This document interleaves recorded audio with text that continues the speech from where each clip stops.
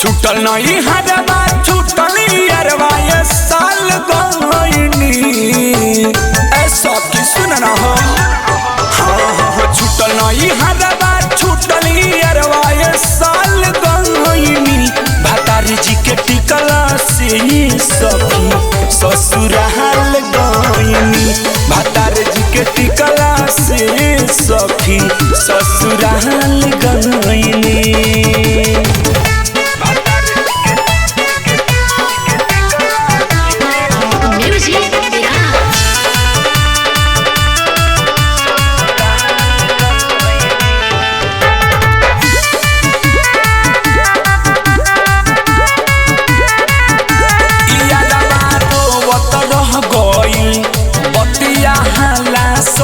भइल सपना पूरा ना हो पाइल प्यार हमरो जे कइल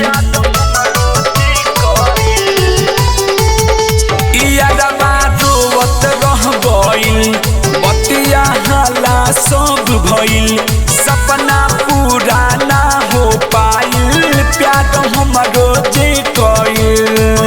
अरे पापा के इज्जत ला सब कुछ हम पापा के इज्जत ला सब कुछ हम टाल गईनी भतारी जी के टिकला से ये सखी ससुराल गईनी भतारी जी के टिकला से ये सखी ससुराल गईनी।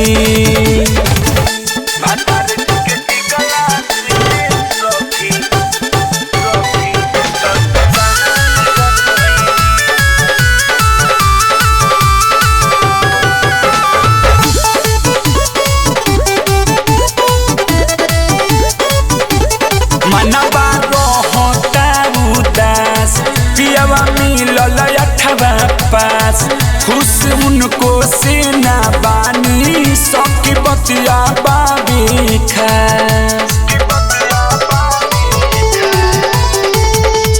मनवा रहता उदास पियवा मिलल अठवा पास खुश उनको से ना बानी सबकी बतिया बाबे राइटर से बेला से पूछी हाल गईनी राइटर से बेला से पूछी हाल गईनी भतारी जी के टिकला से ये सखी ससुराल गईनी भतारी जी के टिकला से ये सखी ससुराल गईनी।